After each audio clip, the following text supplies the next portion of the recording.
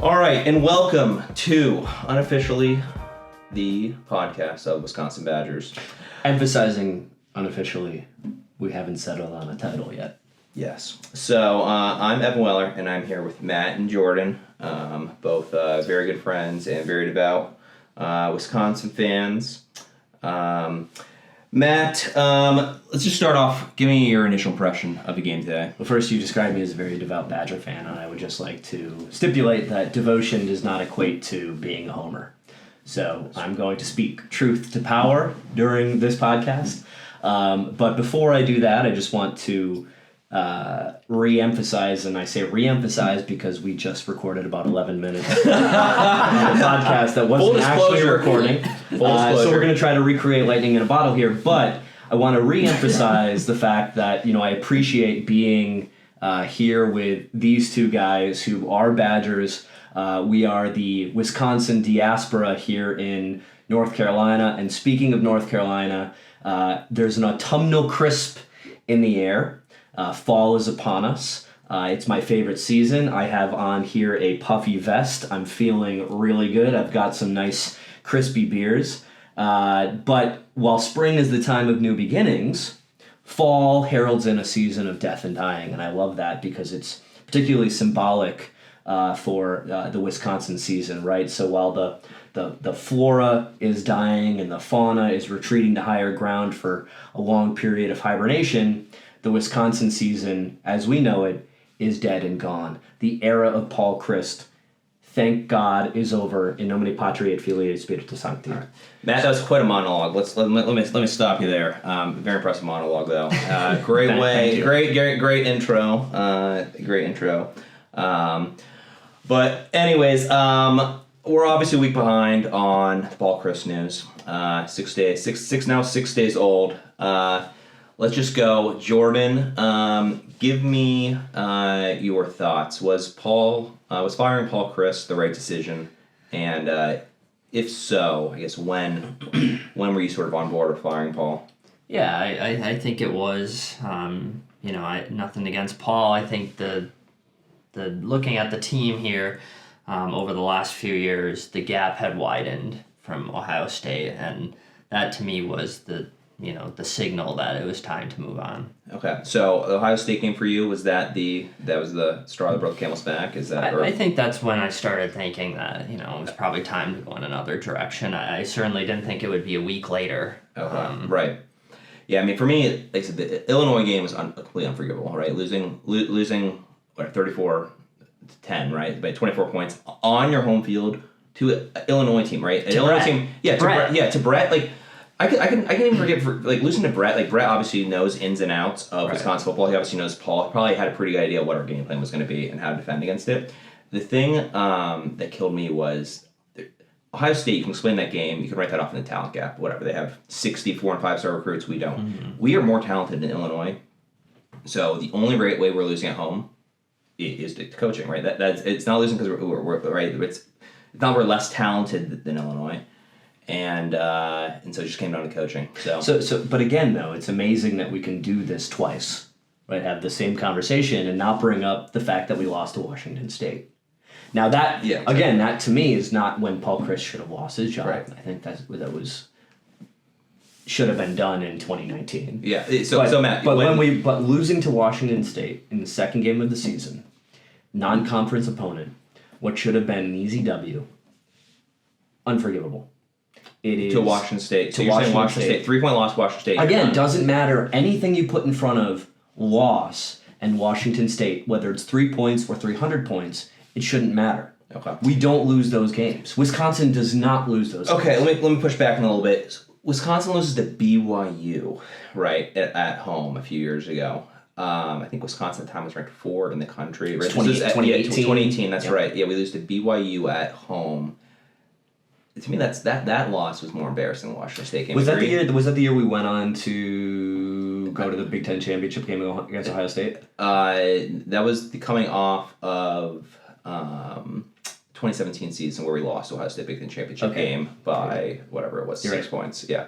So I guess that was also embarrassing. So for me, I guess, is it the fact that we're in year 8? But maybe during, again, so Paul Christ had at that point been here 3 years. So maybe he was still trading on some borrowed time there, we were still trying to figure out whether the Paul Christ era was going to work. Right. I think in retrospect we know now that it didn't and it wouldn't. Right. I think though that we had to make tough decisions.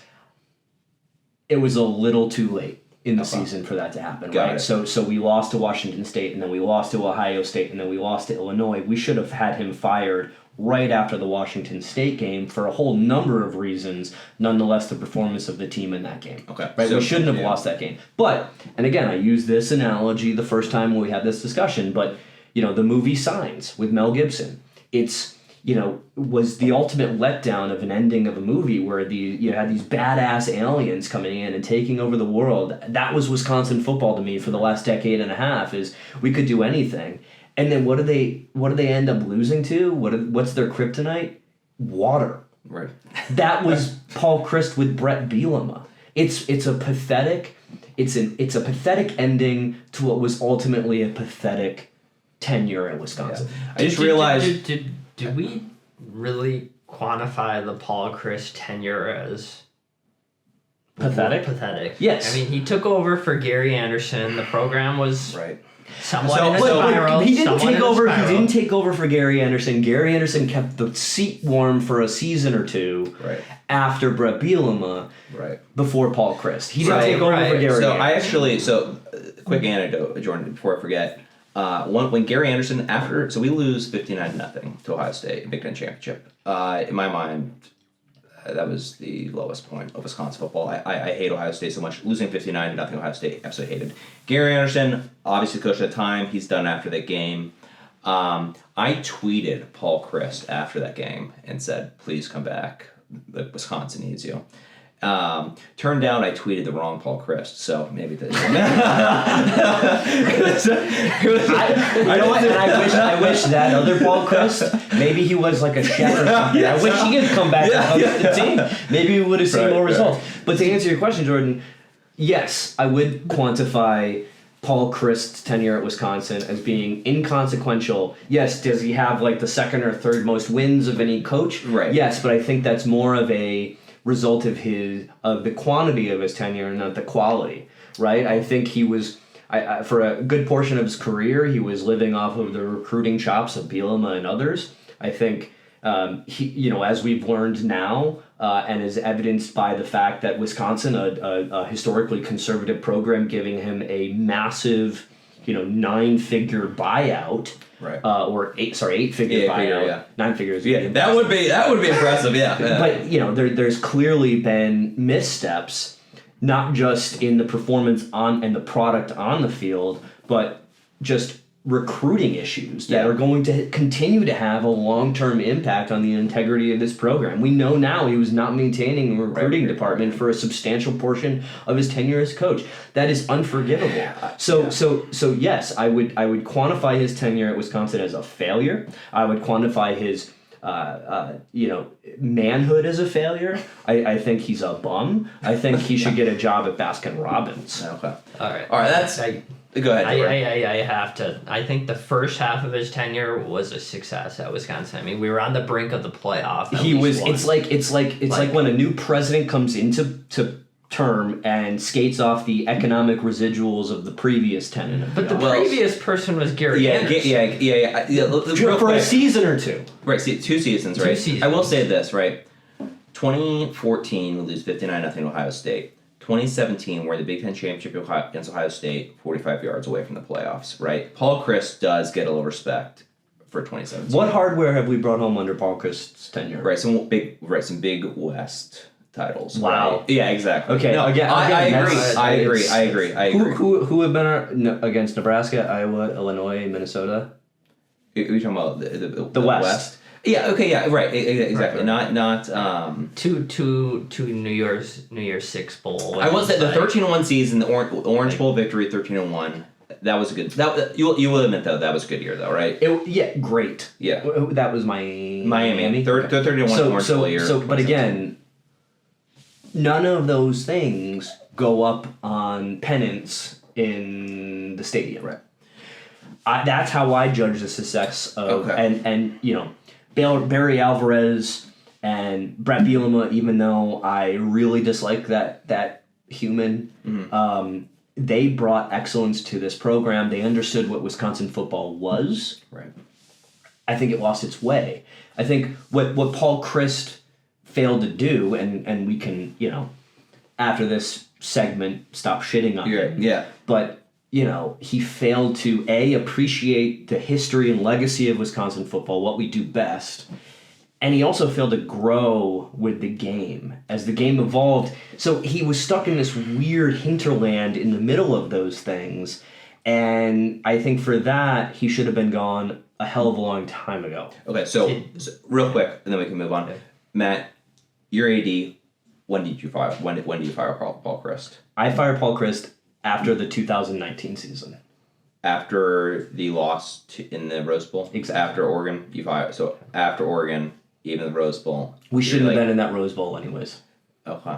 All right. So after losing to Oregon, the Rose Bowl, I mean, that's tough. That's okay. That's pretty tough to lose a Rose but again, after a Rose Bowl. I could see the it's the same logic as firing a coach who had 9 wins last year. You can have short-term success while still fomenting long-term disaster, and I think the writing was on the wall back then. Just watch his milquetoast, tepid presentations and stuff like that. You can see this is not a person who inspires excellence, who is a leader of men. He's just not. He's the guy who takes your ticket at your local movie theater. So I'd like to ask something, not on a Paul Christ status here, but you mentioned he lost the Wisconsin way, and something I've been thinking about is can the Wisconsin way work anymore in the new landscape that is college football? Yeah. So I guess what is the Wisconsin way? When we say Wisconsin way, smash mouth, Big Ten football, and I think we have a real opportunity as the macro NCAA football landscape changes, right? As we see these super conferences evolve, with these Pac-10 teams coming into the Big Ten, I think we have a real chance to preserve that really, basic Big Ten football at the Wisconsin program while also evolving in tandem with the game. So, having those big, beefy offensive linemen, having a really solid running game, having the run-pass option, as kind of our primary method of attack. I think we can do all of those things while still understanding how the game's evolving around us. And I think Jim Leonhard is actually a great person to do that because he's a brilliant defensive mind. And I think that's how we keep pace is, continuing offensively to do those things that we've always done very well and to build up, the O-line and the running game and the option play and all of that, while also understanding how some of these other teams, particularly these, interlopers from the Pac-10 and others come in with different methods of play. How do we stop them? How do we hold them? And give our really conservative form of offense, keep them in the game, right? Because they're always going to wear down these teams. I think football is always going to have a place for Wisconsin style, which is incremental, slow, methodical, wear you down, get in your face, out-muscle you. Yeah. It's always going to have a place for that. So I agree. Wisconsin's philosophy, it does seem, for years, has been stick with the running game, wear down defenses. And Run it works. pass option. Right. Well, let's just stick with the running for a second. Obviously, we have been able to wear down lesser opponents. It seems like, especially this season, Wisconsin really doesn't really work anymore. I don't know if it just was the athleticism of other teams has sort of been there. But we're not wearing down teams. Because we do not have the recruiting. Our O-line this year is not just incrementally worse than it has been in the past, by leaps and bounds, it's worse. Right, it is worse, but almost that doesn't come out of recruiting, right? Logan Brown's a 5-star, right? We've got Nolan Rucci, also another 5-star. Then maybe it's coaching because that's not manifesting itself on the field. Completely agree. Braylon Allen has the skill of any one of our previous running backs that we've seen enormous success from. Yeah. Right, the Melvin Gordons of the world. Even go back to PJ Hill, John Clay. We've always had these premier marquee running backs who have been able to always move us north-south. And we're just not seeing that out of Braylon Allen. It's not his fault. The kid has tremendous talent. He's just not seeing the gaps created for him. He's not seeing that push at the line that we require. And I if it's a recruiting thing or if it's just a coaching thing, it's something. Yeah, for me it comes down to it's got to be coaching, right? Because talent, like I said, Illinois, we are more talented than Illinois. I don't think anyone is going to argue Illinois has more talent in the field than Wisconsin, right? So the only difference in that game has to be coaching, right? Game plan coaching, obviously. Mm-hmm. Execution. Speaking of execution, so I've known you for 5 years now, and I think the one constant in our relationship or our friendship has been Graham Mertz. Okay, all right. Let's back up. Longer than 5 years, and also Graham Mertz. To put that into context. Okay. I don't know whether it was 2017, 18, 19, whatever. As soon as the second that someone in Wisconsin scouting department picked up on this Graham Mertz character, Evan Weller had Graham Mertz. Okay, that's right. Right there. Okay. You know what? That's fine. We'll jump into that. So let's jump into Graham Mertz right now. Okay. I am the biggest Graham Mertz defender. Graham Mertz is the best quarterback at Wisconsin since Russell Wilson. There's not a quarterback, and even if Russell Wilson with the current team, the way the team has played, other than today, it doesn't matter if we have Tom Brady as a quarterback, right? I mean, it's not Graham's fault. Receivers aren't getting separation. The line is terribly upfield in their face. So let's just talk about today. Graham Mertz today throws 5 touchdown passes. How do you respond as a Graham Mertz? Hater? So I'm not a Graham Mertz hater. I'm a Graham Mertz realist, and I think he's an average quarterback of slightly above average talent who lets the moment get to him. Okay. And so let's talk about that. Yep. His first game, right? I think it was 2020, where he set the single season completion percentage record or something like that for Wisconsin, 95%, right? I think he hit 20 of 21 passes or something like that. I've never seen anyone more happy in their life than Evan in that game, because it was like all of his, expectations had been not just been met, but had been exceeded, and he was actualized as a Badger fan and as a it was Miss Cleo. I think that was common across Wisconsin. No, because I've seen this before with Wisconsin quarterbacks. They come out, they show flashes of brilliance, and then they recede back into their tortoiseshell of mediocrity, and that's precisely what we've seen over the last several years with Graham Mertz. Yes, does he show strokes of genius? Does he show strokes of excellence? Absolutely. But you cannot blame this team's offensive mishaps on the O-line or on, coaching. I think it's Graham Mertz does not meet the moment. Okay. And that mental midgetdom, I think, is...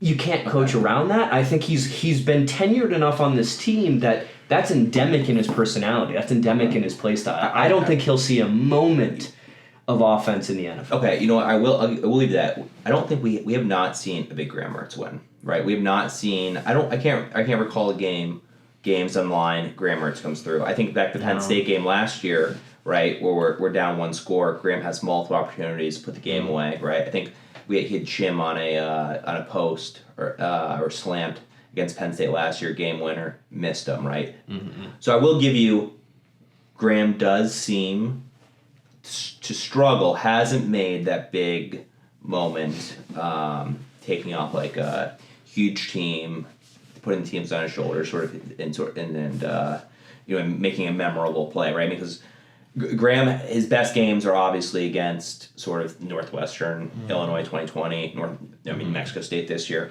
But they're sporadic. It's like when you look at a heartbeat monitor and you see spike, and then it's like you see nothing, and then a spike, and then nothing. And that to me is not the signs of a good quarterback. A sign of a good quarterback is persistency, and consistency. Persistency, consistency, and insistency. Right. I don't see any of that with him. Right. At all, and I think that's problematic.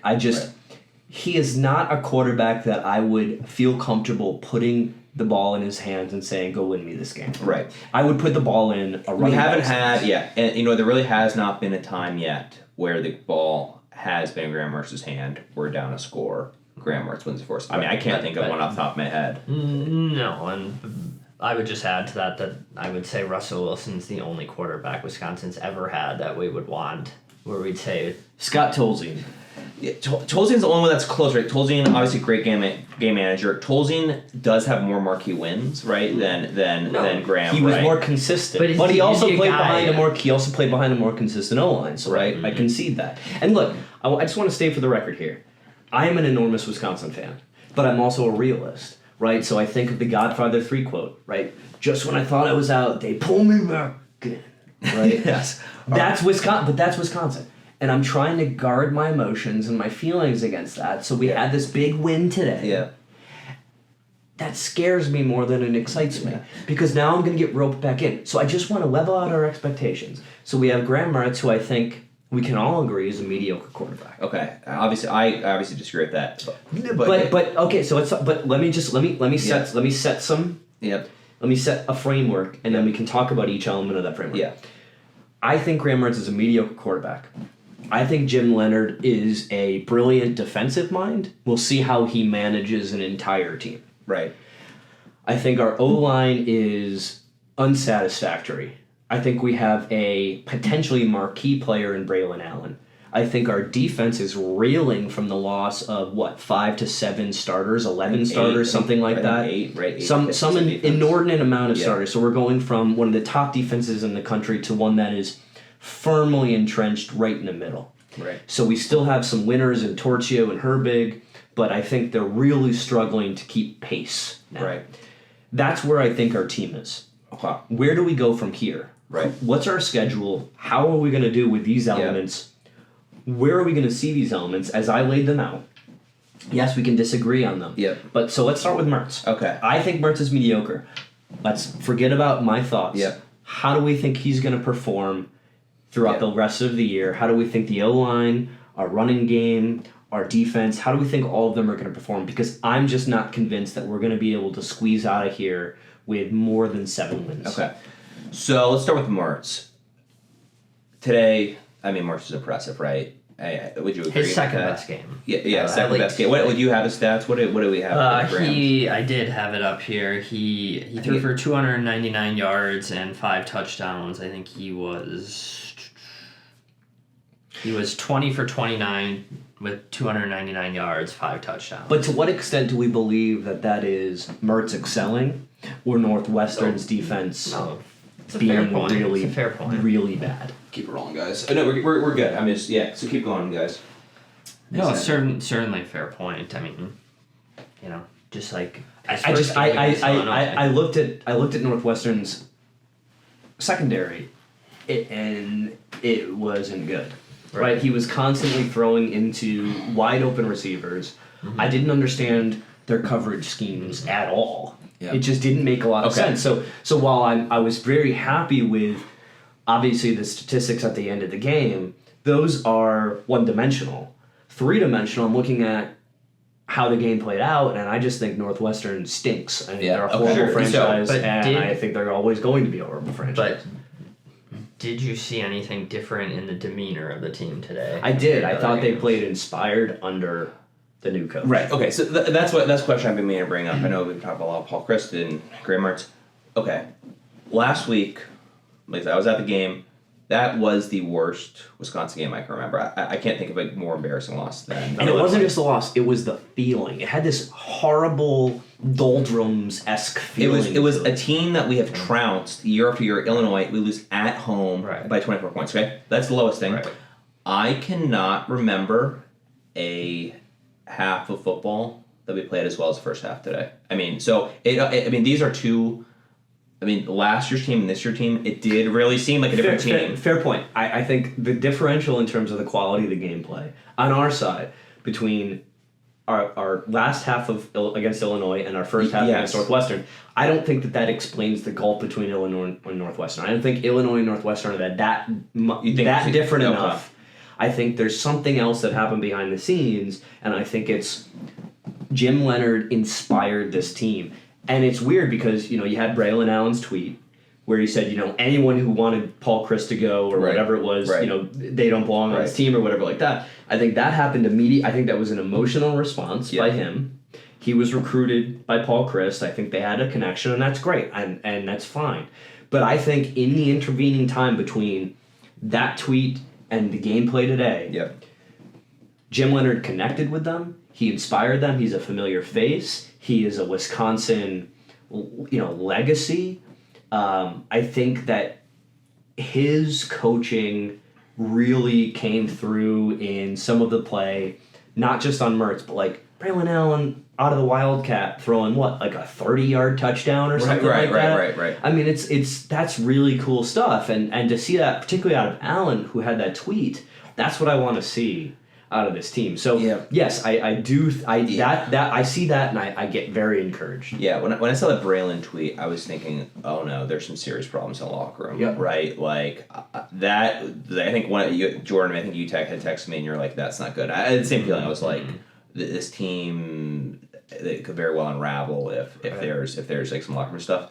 It didn't seem like that translated to the game whatsoever. Like I don't think any narrative about the team having sort of problems in the locker room, I think, were answered today, and this team looks like they're playing more together than ever. I mean, they're hyped let's up. Hope so. Like, but again, I get guarded against flashes in the pan, right? Because we've seen that before out of Wisconsin. What was the Northwestern played Penn State last week? Penn State won. Penn State beat them, but I don't know. Penn State didn't win by much last week. So I mean, Northwestern, they're not a great team. Didn't they also lose against like Central Michigan Michigan?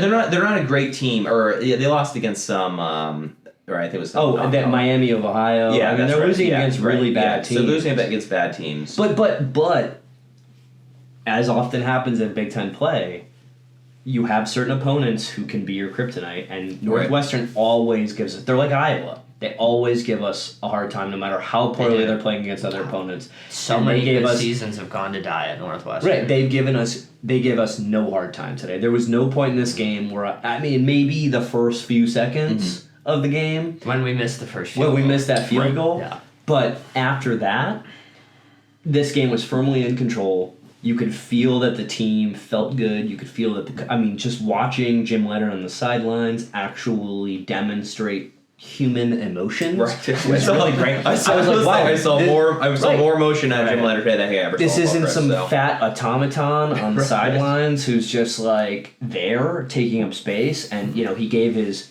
halftime and post game interviews, and my God, he had affect to his voice. He complete senses. He had senses with a period and a subject and a verb. I learned something rather than just hearing like a smattering of nouns and verbs smushed together. How many different ways can you say appreciate the effort, right? So appreciate the effort, appreciate the opportunity, hard to win games. Exactly. So I think there's always in sports, if you played, there's a feel to them, and I felt good with this. But again, Wisconsin sports, particularly football, even basketball, highly ephemeral, highly mercurial. We see these huge ups, and then these immediately follow and go down to this nadir, and we see this down. And that's what I'm concerned against, and I'm guarded against. And again, maybe it's because I'm a lover of scorned, and I put my faith in Wisconsin too many times, and I've been hurt just as many times. But I'm encouraged. I want to see more out of Mertz,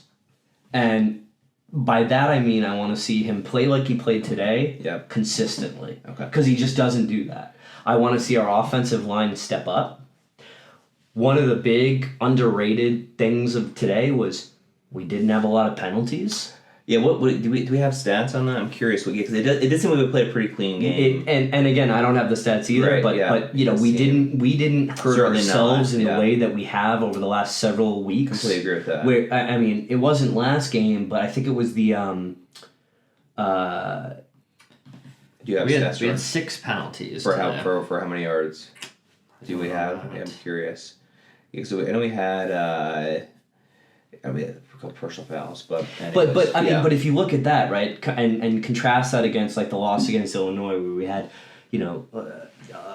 quite a few penalties for considerable yardage, and compounded with the fact that we had 10 against Illinois. Right, 10 penalties. I mean, 6 and without Braylon Allen had 2 yards last game against Illinois, right? It's just that kind of stuff compounds and leads to a losing football team. Yeah. We just didn't see that today. So I felt really good about all of that. But we've seen flashes in the pan before. And I want to make sure that Jim Leonhard can, takes this against a team that actually has some life and vigor to them. Yeah. It's not Northwestern. Yeah. So we'll see against, Minnesota. We'll see against some of the other teams that are doing much better.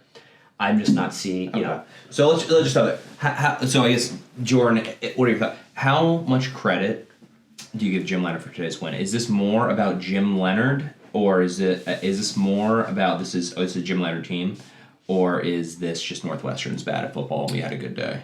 Like how much are you how much credit are you giving? Like does today's win give you optimism about like Jim Leonhard's bringing energy to his team? Jim saw something that Paul wouldn't have seen, or is this just Northwestern's really bad at football? Wisconsin happened to have a good day. Like how are you? I think we saw an energy from the team that we hadn't seen the last few weeks. Okay. Is that going to be sustained, or is it due to a changing of the guard? We Right. don't know yet. Yeah, exactly. Right? Like Right. can we sustain this? I think it's you frequently see this with the coaching change. A team reacting the first maybe couple weeks after, like due to the change, and that brings a new energy, but can you sustain that? Right. And so, So this was as good of a first game as it could have been for Jim. Yeah, I agree. I mean, did you expect what you saw today? Did you expect this, or were you surprised?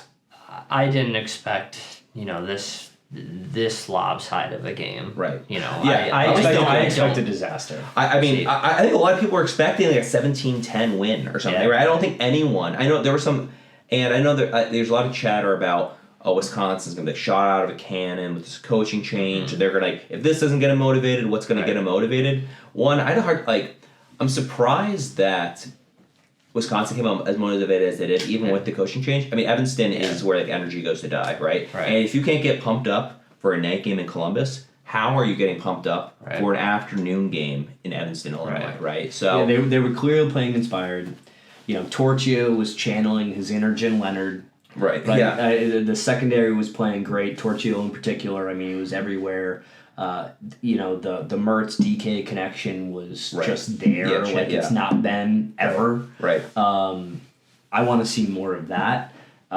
So if you look at it again at a micro level, you're able to pick out those individual players who are playing better than they have been. Yep. And I'm calling out Torchio and DK in particular. Yeah. Right. We've struggled to see our secondary make plays. We've struggled to see our receiving game make plays. And I think on the secondary side, that was purely an athletic problem and a player problem. I think now it's becoming clear that was probably an inspiration problem.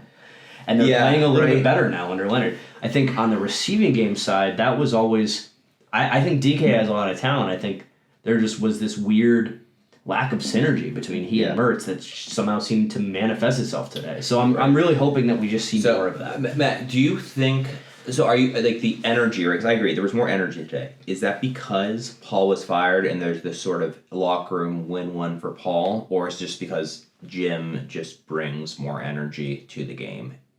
Like, do you have like any thought? Like, is this just because it's been a rough week and we got to go out for ourselves? I don't think anyone. I think, based on Braylon Allen's tweet last week and everything like that, I think if the firing of Paul Chris was going to have any impact, it was going to be a negative one. Right? I don't think they're playing for their dead, fallen comrade. Right. I think what they're doing is they're playing for a leader who actually sits in the locker room and gives them fiery, impassioned pump-up speeches Right. and who can commiserate with them on a playing level and say, I've been here before, boys. I know how this feels. Right. You came to Wisconsin because you expected excellence and we haven't delivered that for you, and I'm going to deliver that for you now. Yeah. Right? I just need you to partner with me. And I think that's kind of the message that he's bringing to the locker room. And I think that's something that Paul Chryst never had the capacity to do because he is, again, a loaf of white bread. Can Go ahead, Jordan. Can we talk about one unit that didn't seem to play inspired today? Special teams? Yes. Like, what is going on with our special teams this year? Like, how are they? Right. How is it this bad? So we don't have a special teams coach, right? So which is insane to me. But we do not have a. We did coach not assigned. have one to start the season. Right. Again, one of the right. many inexplicable coaching decisions. Like, how do you not have a recruiting program and a A special special teams coach, right? So it'll be interesting to see if that's off-season coach change. If Jim's going to put that in. Special teams. I mean, although other than the missed field goal today, special teams compared to the last, that's all they did was some kickoffs, yeah. a field goal and one punt. Right, exactly. We didn't have any Right. kickoffs returns for a But touchdown, the right? We field did goal- have the field but the goal, field goal was was horrendous. bad, Was and horrendous. so- Yeah. I agree. And special teams has been a thorn in Wisconsin for a while. I would say the Notre Dame game, right? Having special teams, kickoff. right? The kickoff, kick return. That completely That changed that whole season. It really did. I mean, If we win that yes. Notre Dame, If we win that Notre Dame game, I don't want to spend too much time right. on last year. Yeah, but exactly. Like if that kickoff return doesn't happen, we maybe Exactly. win Notre Dame, and that whole season is Exactly. And 2019 Big Ten Championship, right? We muffed the punt, right? I think it was Lottie, right? Yeah, drops the punt against that complete. It was 21-7 at the time. Mm-hmm. We muff our own punt. Changes the entire game. what was this kicker's name? Calvaruso? Is this the name right? He's Larsh's backup, right? I honestly, not I sure. don't even know. Horrible. Right. So what is he on? Do you have it up? Hold on. I What think is he on I this think he season? is the second string. I've been trying to look now, but I'm fairly certain that he is the second string kicker. Because Larsh is still our kicker, right? No. Did he graduate last year? Yeah. So then it's Calvaruso, and he stinks. yeah. So what is he? I mean, yeah, kicking. Kicking has been obviously abysmal this year. What did we have for? Just remember he missed 2 kicks against Washington State, which is why we lost. Real quick, I will say ESPN top headline: Wisconsin dominates Leonhard debut, pounds Northwestern 42-7. And that's great. I mean, but again, I like where Jordan was heading, which was okay. We're focusing on all these great things, but again, they are very possibly a flash in the pan. Right. But Okay. let's look at the things that require some. The small things where Leonhard can really show his coaching chops. Yeah. And I think special teams, to your point, is one of them. We need coaching. Right. And We just need to- we just need to be clean, right? Calvaruso is horrible. He has lost us games, indisputably. He lost us the game against Washington State by missing us twice. Right, Washington He State. missed that kickoff. Let's make sure that though. What was it? What I just want to make sure. Was he the kicker that missed both the Washington He State? was. Calvaruso missed both. He missed them. Okay. Yeah. Okay. So he missed it today. We can't have that. And Right. again, that could be coaching. Maybe he's not. Yeah, kicking is a very mental game. Right, exactly. It's like 100% like mental. hitting in baseball. Exactly. You can get the yips.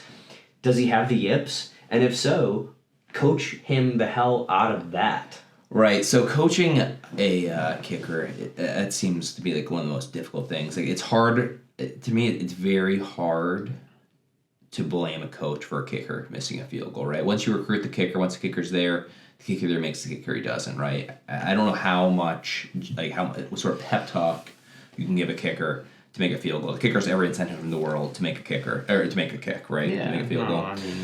So look at many So of the people here- listening to this are probably Packers fans, and you remember Mason Crosby in I don't remember which season, but he was awful. He was terrible. Yes. Right? Like he's probably at least a Packer Hall of Fame kicker now. Like, But I just pulled up because I wanted to confirm. Yeah, Calvaruso was the one to miss them both against Washington State, and he has a quote in this. This is the Milwaukee Journal-Sentinel. He says, "One of the things I struggle with is keeping my toe down. And whenever I'm on that left hash, the crown of the field, my plant foot is below the ball." That's exactly, it is a coaching mishap, and he just needs that proper coaching. Yeah, but if Wisconsin, so they don't have a so do they have no one working with him? Well, I think you know what, that's a great question. I don't know which coach is, obviously they've got to practice stuff. Obviously they have some special team stuff in practice. I don't know who, which coach is sort of assigned.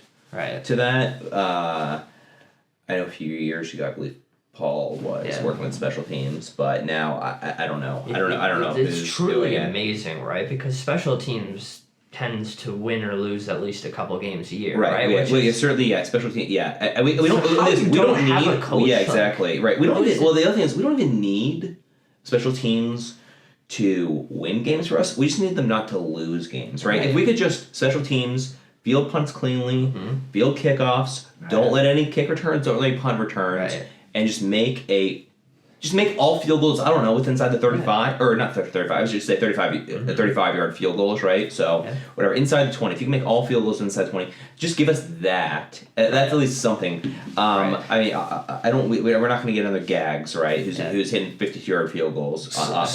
So, just for the sake of time, right, so... We have Jim Leonhard's first game in the books. Yep. It was a convincing win. Yep. We're going against Michigan State. Yep. Next week. Yep.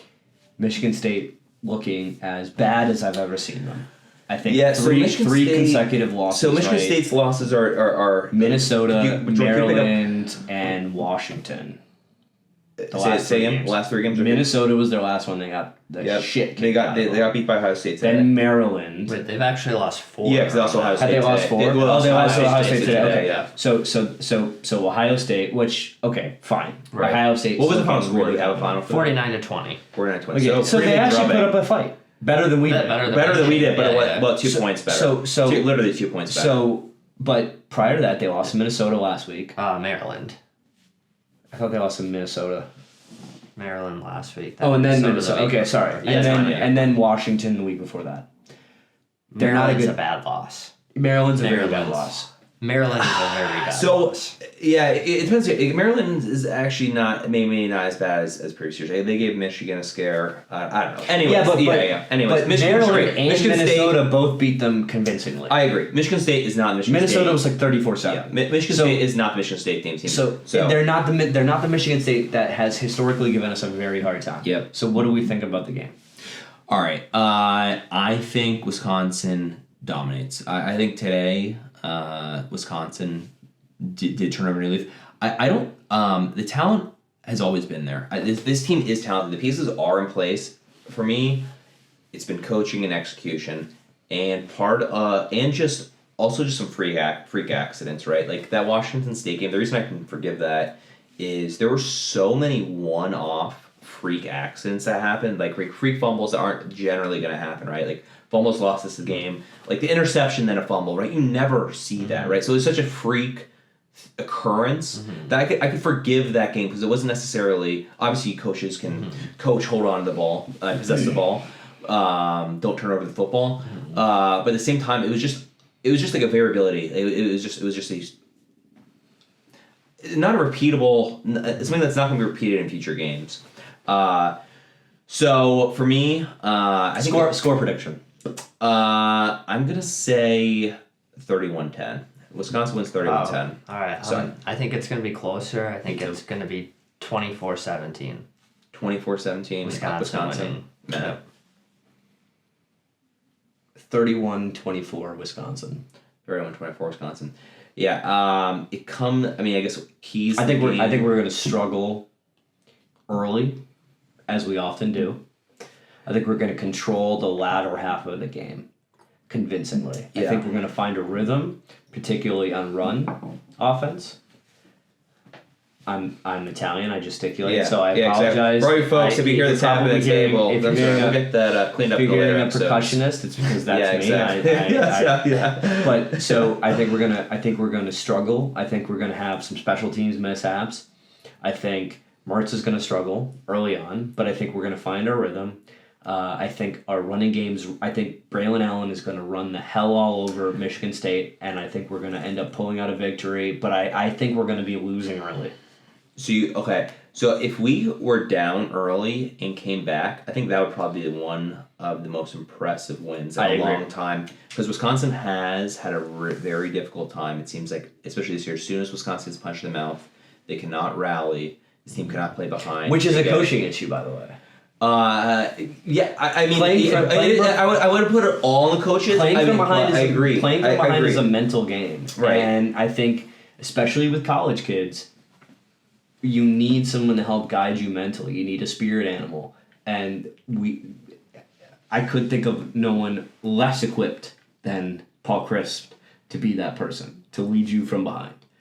So, Paul really did win. We really did not win that many games under Paul coming from behind. Right. I think part of it is this because we haven't been explosive on offense, and we have this methodical possess the ball, drive down the field, and when you're down a score or two, I feel like you panic. You can't have an 8-minute drive isn't going to get you back in that thing, right? So my closing thoughts, and then I'll shut my mouth, is that I think next week we're going to come from behind, we're going to win, and that's going to convince me of the truth and justice of the Jim Leonhard era. Okay. It's going to herald in a new period of Wisconsin excellence, and I'm going to be all back in, motherfucker. Okay. And that is going to be the start of, again, what is irrational exuberance for me. Okay. All right, Jordan, I got a question for you. When does Wisconsin take off the interim tag of Leonhard? And I guess when can they? Don't they have a rule you know what? That is have interesting. Application post for state rules. That's actually a really good question. That's a really good question. I don't know. That is a great question. How long does that application? So rephrase the question. Rephrase the question as this: when do you think internally they're going to lift there we go. The tag of interim, right? So when do they stop? Mac and others going to stop having any concerns about when are they going to stop looking at Leopold and others? Yeah. When they're just going to zero in on Leonhard as this is our what acting. Does he do? Not just acting, but this is our coach. I think. It has to be before the early signing period. Absolutely. Right. I think it's 2 games. Well, I guess the other question is Jim Leonhard the next head coach of Wisconsin?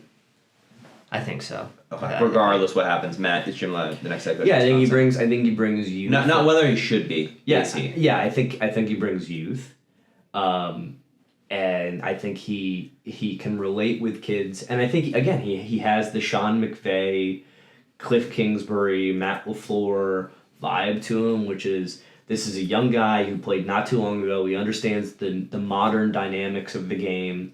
His defensive scheming is, again, genius level, right? Yeah, and not only that, he's a Wisconsin kid. He walks on Wisconsin. He's 5'8". Yep, he's got 5'8". He's three-time All-American. He's got a decade in the NFL. And he's a short king. Exactly it. Short king. Time in the NFL. Yeah. Like, I think that is... Time in the NFL. He's got a million really connections. Big thing when you're talking to recruits. Like, when you have a coach that spent a long time in the NFL as a player... I think that right, and they're gonna appreciate that. They're gonna want to learn from him. So I think so we've got it locked on. We're all on the Wisconsin's gonna win game next week. Hopefully, when we re-record this for episode number 2, we'll all be proven absolutely right. Me in particular, you guys more generally. So and what are you gonna be right about? What are we saying that you're gonna be right about? Just that. We're going to come from behind. We're going to prove that Jim Leonhard can manage a team in real time. Yeah, I agree. Jim Leonhard can manage a team in real time. And I think we're going to come ahead with a victory. And again, you guys are going to be right, but I'm going to be the most right. Okay, so the only point is we're disagreeing whether or not we come from behind. Is that? Yeah, just more generally, like people are gonna listen back on this and they're gonna say that Matt, that's a prescient motherfucker right there.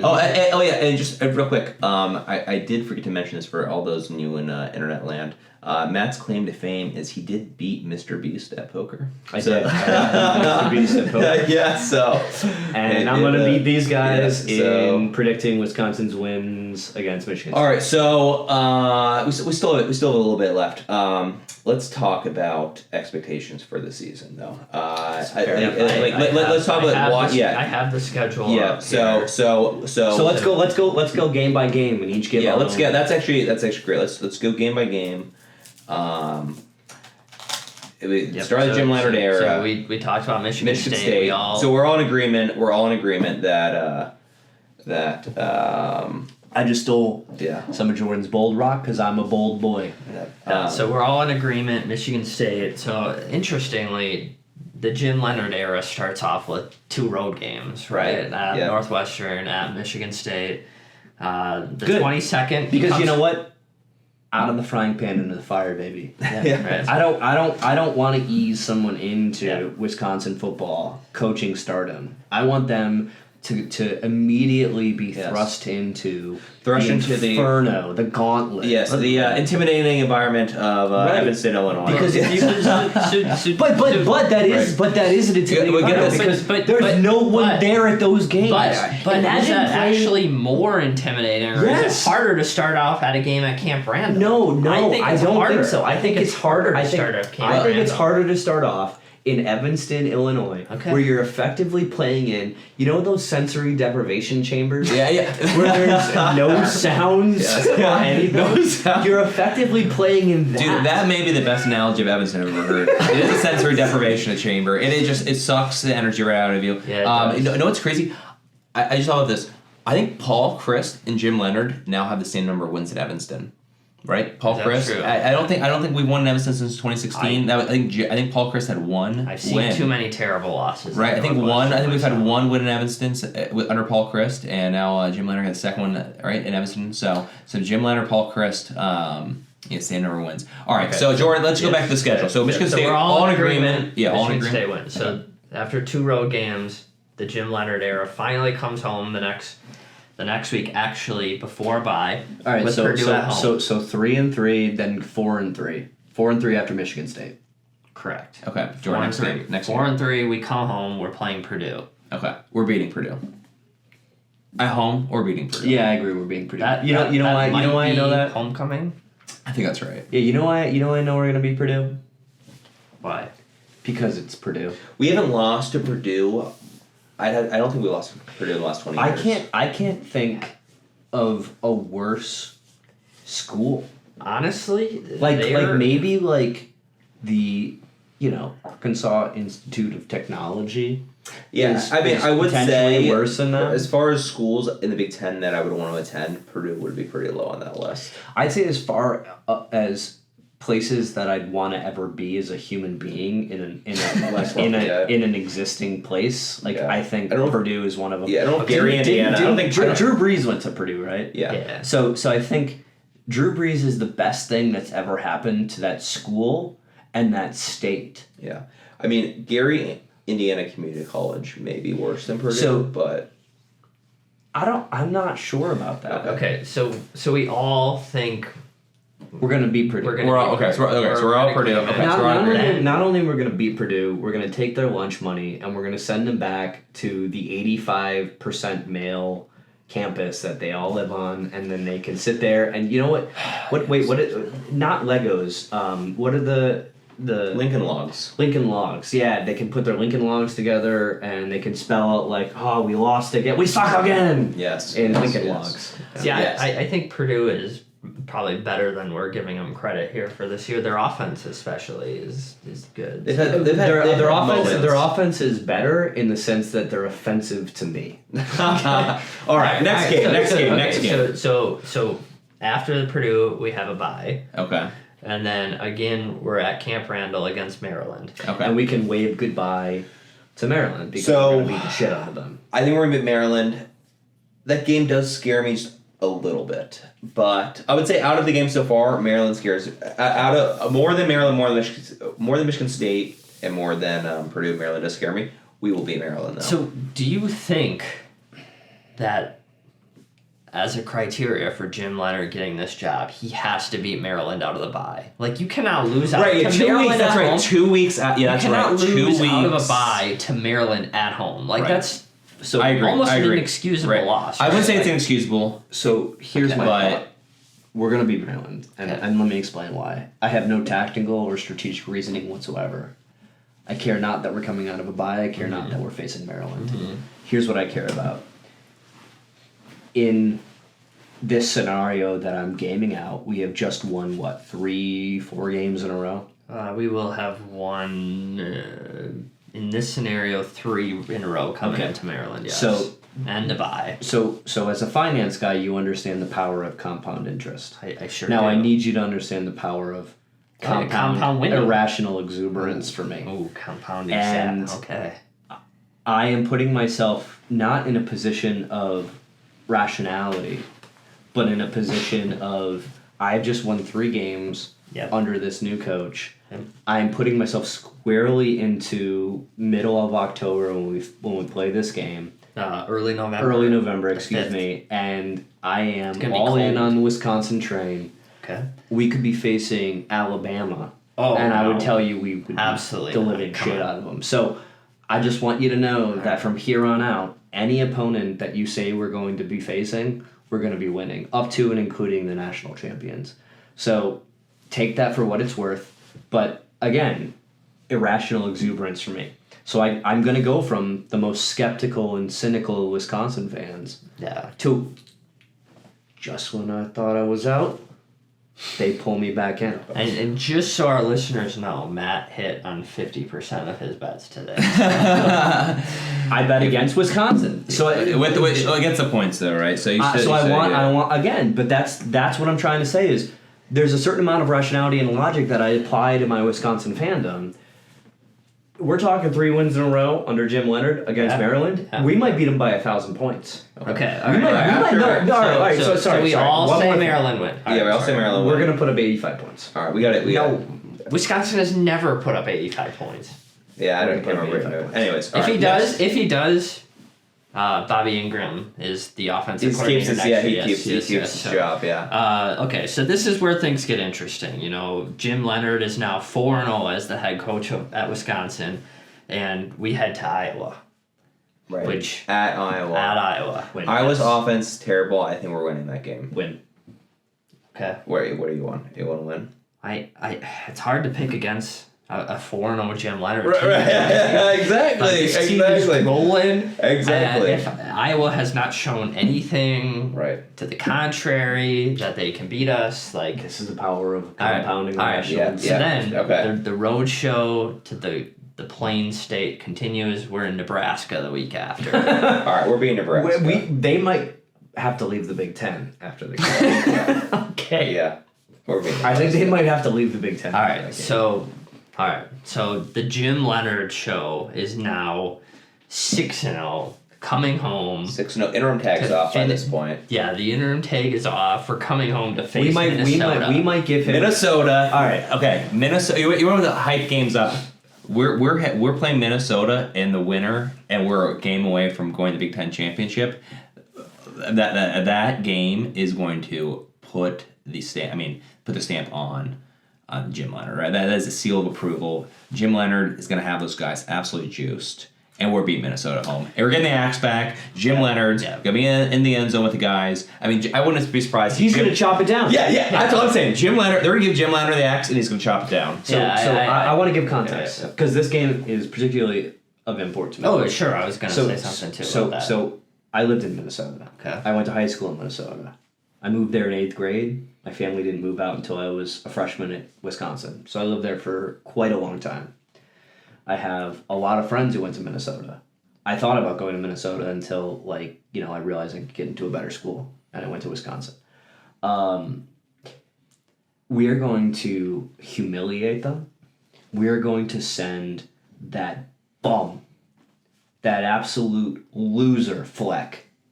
We're going to send him back to what backwater school did he come from? Western Michigan. We're going to have him row his shitty canoe right on up that shit creek to wherever backwater loser Division II school he came from. And I'm going to be standing on the banks of the shit creek going like this. Goodbye. It's funny you mentioned you almost went to Minnesota. I have to bring this up because it's one of 3 schools I toured as well, and I was on a tour at at Minnesota, and I was the only one in the tour that wasn't from the state of Minnesota. You were only one on the tour with all of your teeth? So I was the only one that did not, go to a high school, and I say this because it's were the only important one for that context. went to a high school? No. I was the only one that didn't go to high school in Minnesota. Okay, so this is important for context because we walk through the athletic complex and there's a statue of Goldie in there, and I kid you not, this girl raises her hand and asks the tour guide, "What is the chipmunk's name?" And that's when I was like, I can't go here. I can't go here. Like, all right, so anyways, so we're getting closer. So Minnesota, we're all in agreement we're a win, right? So we're all everyone is on the record. Yeah. We are saying Jim Leonhard is going to go 7-0. And 7-0.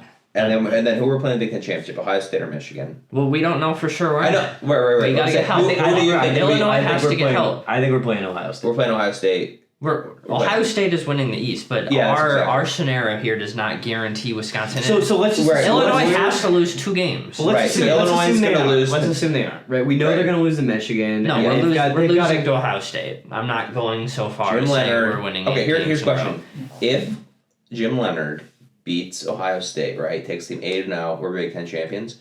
Do they put Jim Leonhard's statue on the top of Bascom Hill? I don't think so. But here's what I can promise you.